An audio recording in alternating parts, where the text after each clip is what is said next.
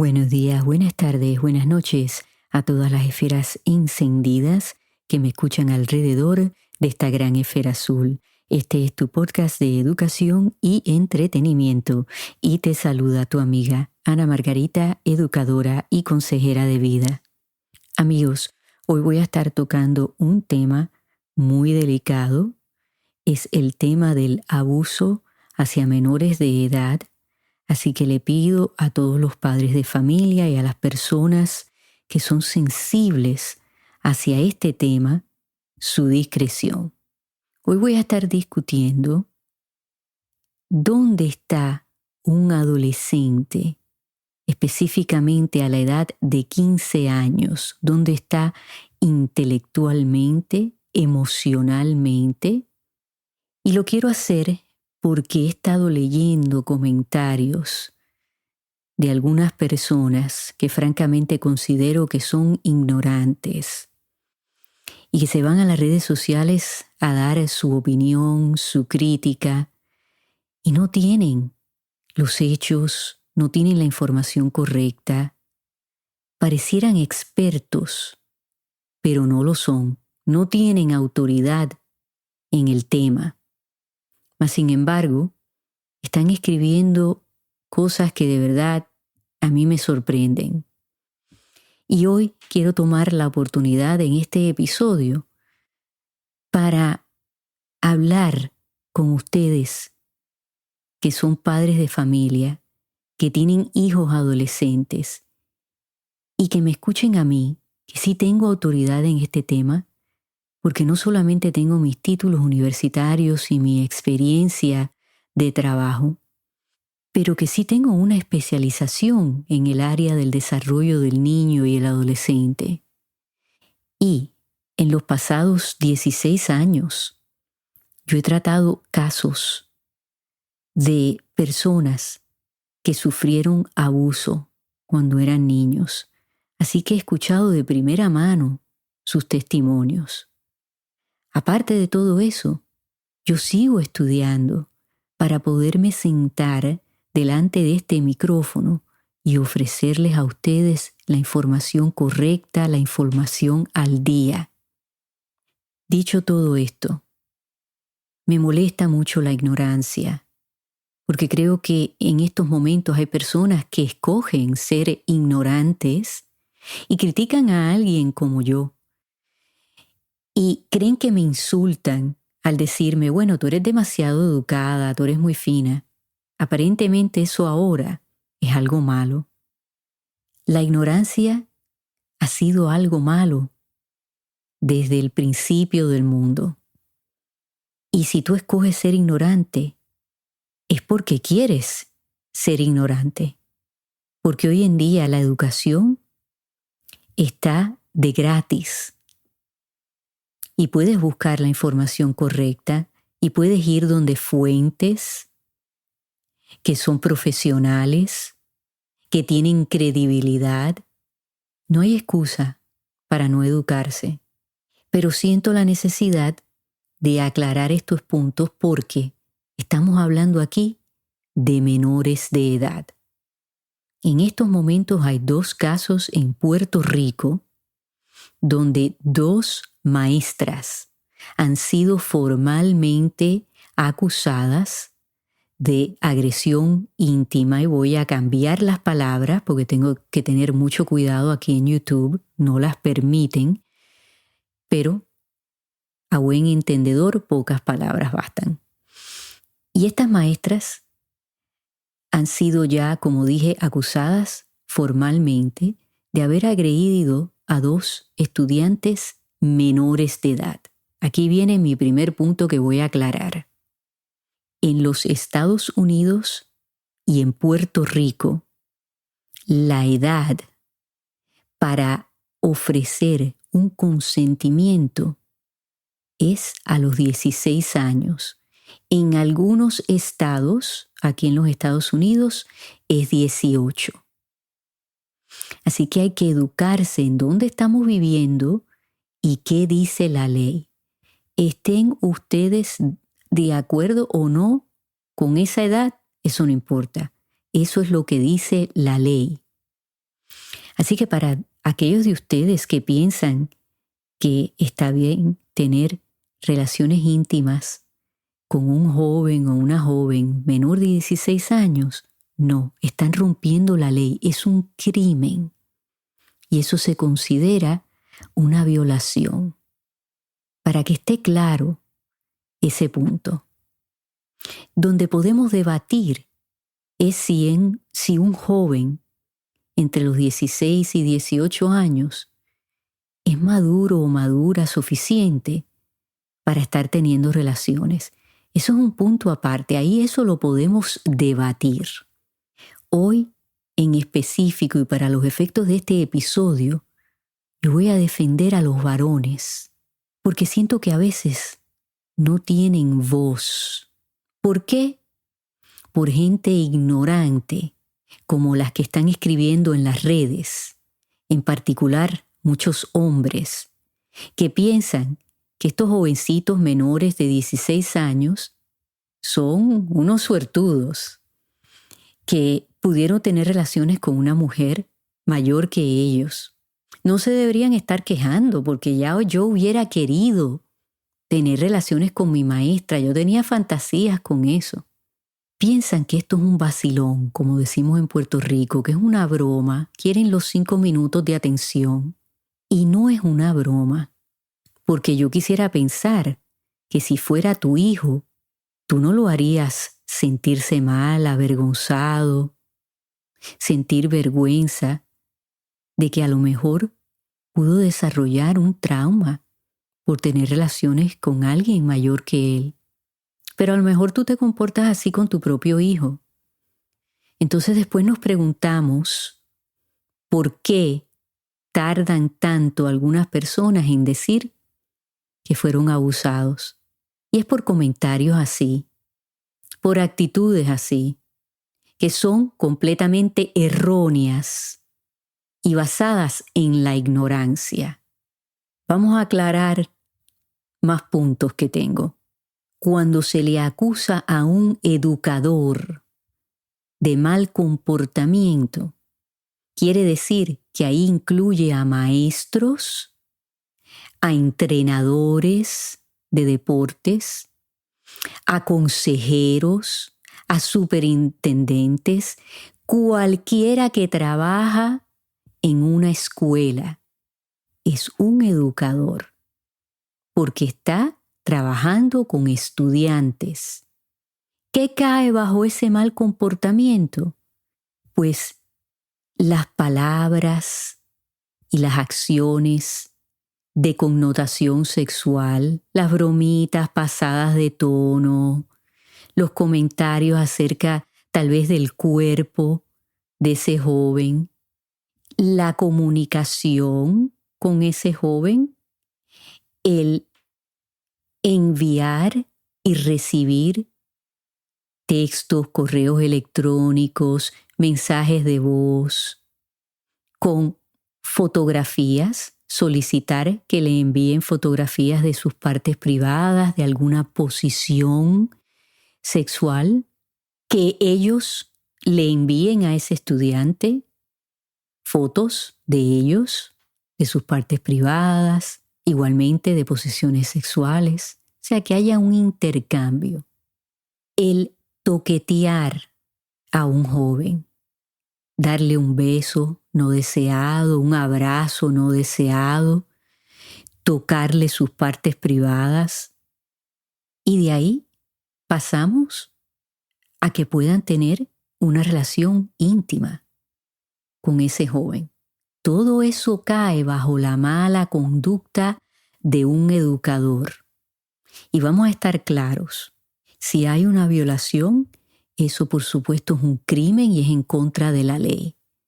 Las demás cosas que mencioné, como comentarios verbales, el toqueteo, eso casi todos los colegios y universidades, dentro de sus reglas, los maestros no pueden tener ese tipo de comportamientos, así que está en contra de lo que ellos mismos firman en su contrato. Para que esté bien claro, no hay que cometer un crimen para que te boten del trabajo. Sí se puede probar que tú estuviste acosando o intimidando a un estudiante. ¿Qué características puede tener un maestro o una maestra que esté abusando a un estudiante o que quiera abusar de un estudiante? Siempre hay un perfil muy específico, pero vamos a enfocarnos en lo que podría suceder de un maestro a un estudiante. Aquí hay que entender que un maestro está en una posición de autoridad, o sea, que puede controlar a ese estudiante, manipular a ese estudiante, y los estudios indican que usualmente van a buscar un estudiante que ellos noten que sea débil, que tenga su autoestima baja, que los compañeros lo consideren un poco raro, que sea introvertido, que tal vez tenga algún problema de salud mental, que tal vez tenga una discapacidad, que sea un joven que viene de alguna familia con problemas, con alguna disfunción, que venga de padres divorciados, que tal vez tenga un problema de uso y abuso de sustancias. ¿Por qué? Porque ahí tienen un joven con problemas y que ellos sienten que lo van a poder manipular, distraer. Ahí empieza el grooming. ¿Qué quiere decir eso? Que empiezan a trabajar para que ese estudiante confíe en ellos. Muchas veces ese maestro o maestra puede tomar la postura paternal, maternal, porque sabe que ese joven está carente de ese cariño de sus padres. Empiezan con los halagos excesivos. Tú eres tremendo estudiante. Tú eres mi preferido. Los dejan entregar asignaciones tardes. Les regalan notas buenas que tal vez no se merecen. Empiezan esos favores. Empiezan a decirles que les gustaría verlos fuera de las horas escolares, porque son tan especiales. Ellos sienten que son entendidos, que ellos los escuchan. O sea, hacen a ese estudiante sentirse especial. Y estas técnicas las puede utilizar cualquier abusador. Sí es cierto que los estudios indican que un 89% de los maestros que son abusadores son hombres, pero hay un 11% que son mujeres y se han dado muchísimos casos. Yo sé que es difícil para algunas personas entender eso, pero los varones también son agredidos. Y por lo mismo de que hay este estigma de que son varones, que les debería de gustar que una maestra mayor que ellos se fije en ellos, tienden a quedarse callados. Y amigos, hay varones que a esa edad son bien maduros y que les podrían decir a ustedes: yo me lo disfruté, a mí no me traumatizó, yo la pasé súper bien. Pero tal vez lo dicen en ese momento. Habría que preguntarles cuando son adultos. Y créanme, yo como consejera he escuchado a muchos hombres adultos arrepentirse y admitirme que fue muy pronto el haber empezado a tener relaciones tan jóvenes y con alguien mayor que ellos. ¿Por qué? Porque ustedes no saben qué tipo de hábitos tiene esa mujer adulta, si le pueden transmitir una enfermedad sexual a ese joven y que tenga problemas de salud a largo plazo, que pueda embarazar a esa maestra adulta. ¿Ustedes piensan que un niño de 15 años está capacitado para ser padre? La respuesta es no. Un niño de 15 años es un niño. Le podremos llamar adolescente, pero todavía está en esa etapa de niño. Y no tienen la capacidad intelectual para poder enfrentar una enfermedad, el enfrentar ser padre a esa edad.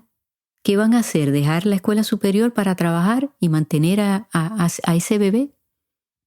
No tienen la capacidad para eso. Esa maestra adulta les puede enseñar hábitos que no son realistas, que tal vez les enseñan fantasías pornográficas que no son la realidad. Y después de adultos son hombres que no saben tratar a las mujeres porque tienen una visión errónea de lo que es una relación íntima. Pero no, para algunas personas esto es una broma, que lo que se deben es de disfrutar el momento y no estarse quejando porque son varones. Puede haber un varón con un problema de salud mental que tenga una relación íntima y desarrolle un trauma y que pueda desarrollar ansiedad, depresión, pueda intentar o cometer un suicidio porque se sienten abochornados, avergonzados de que todo el mundo los está señalando. Por la razón que sea, a lo mejor para ustedes son razones buenas, pero para él no. No sabemos qué tipo de daño emocional se le ha causado a ese joven. Ustedes no saben en la intimidad qué le pudo decir esa maestra a ese joven. No lo sabemos porque ninguno de nosotros estuvimos allí, pero yo tengo la autoridad para hablar de este tema porque he leído muchísimos estudios que indican lo que les acabo de explicar, que ha venido de la boca de víctimas, porque son menores de edad. Vamos a hablar de que también estos maestros tienden a ser maestros ejemplares y eso confunde a cualquier padre. Y déjenme decirle que utilizan la técnica del grooming con los padres también. Se los echan en el bolsillo. ¿Y qué padre no quiere que su hijo sea bien especial y que esa maestra pues se enfoque en él o en ella? Cualquier padre quiere eso y quiere oír maravillas de su hijo o de su hija. ¿Saben qué, amigos? Yo les he compartido que yo tengo una discapacidad visual y ustedes no saben cuántas veces yo tuve que sentarme en un salón de clase, en reuniones de padres y maestros, y hubieron maestras en este caso que le decían a mis padres que yo era vaga, que yo no estudiaba lo suficiente, que ellas sí me querían ayudar y yo no quería la ayuda. Y yo me iba a mi casa y me encerraba en mi cuarto y lloraba por horas. Y me sentía como una perdedora. Y me sentía que nunca iba a lograr nada, porque nadie me iba a creer. Y llegó un momento que ni se lo decía a mis papás. Simplemente lidiaba con ese dolor, con sentirme de baja autoestima. Y como hubieron maestras que me elevaron, otras me aplastaron. Y tuve que recibir terapia, estudiar mucho, trabajar mucho, para no ser una mujer resentida y que me afectara en mis relaciones íntimas y en mis relaciones en general con todo el mundo, y que no me afectara como profesional. Y yo no puedo comparar eso con las cosas que yo he escuchado de personas que tuvieron que sufrir una agresión íntima, sobre todo a manos de una persona en la cual ellos confiaban, como es un maestro. Y no quiero que los maestros se ofendan, porque yo he dicho cosas maravillosas de maestros excelentes que yo tuve, pero la realidad es, amigos, que hay que abrir los ojos porque los abusadores están en todas las ramas de nuestra sociedad.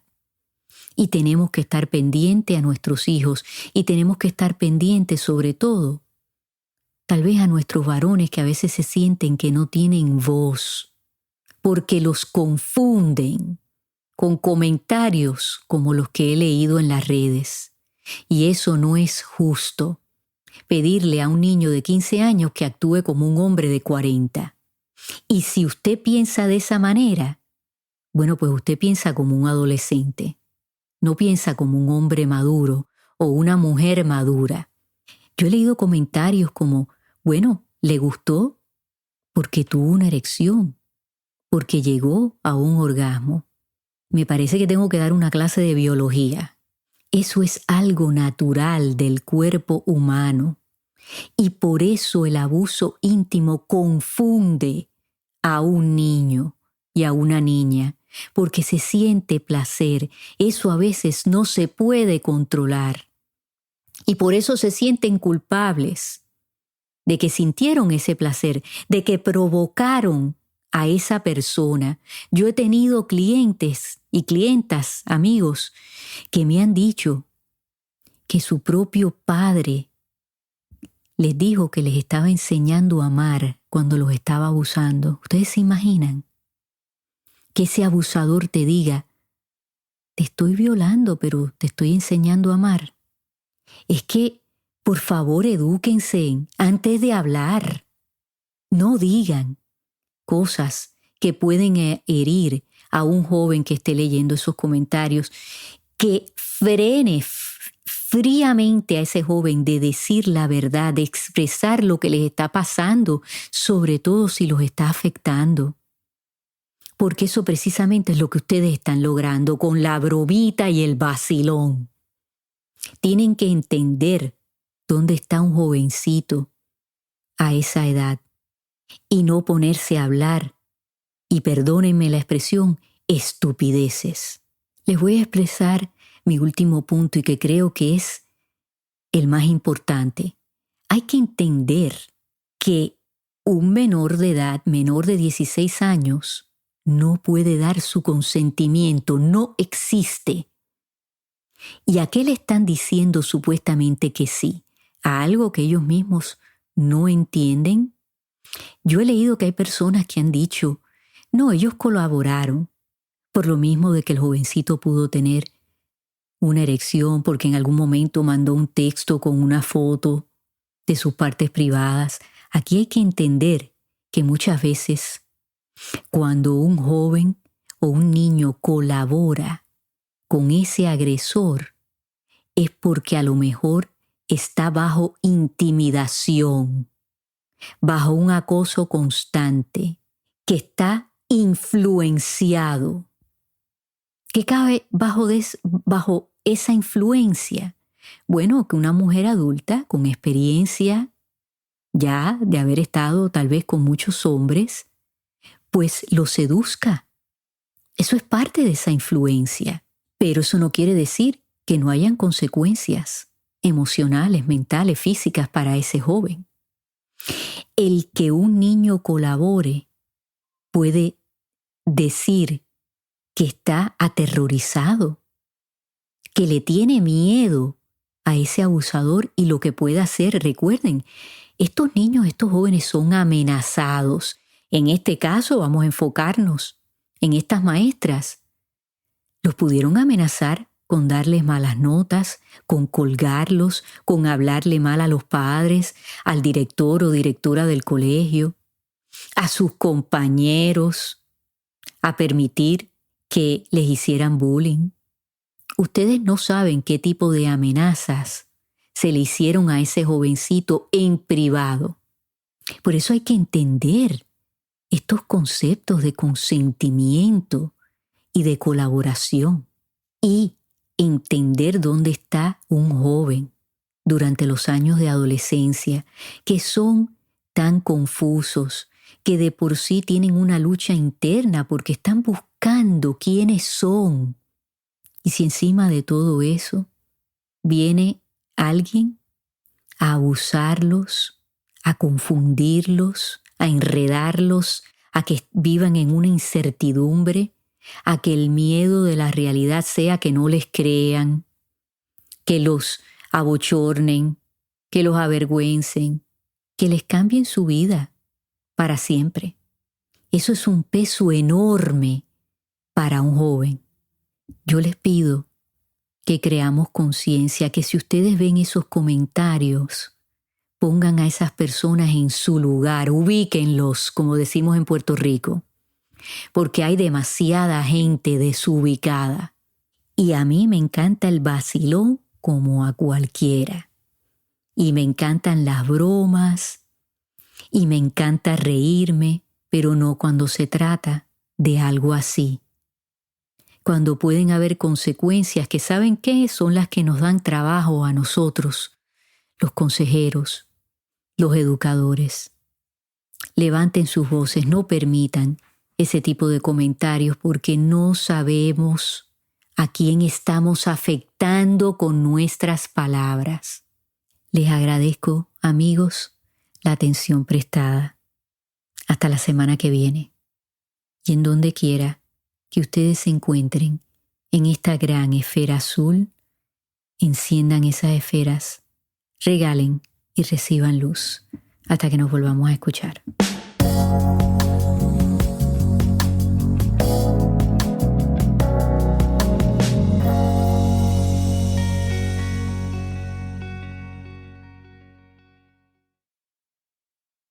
Nota legal.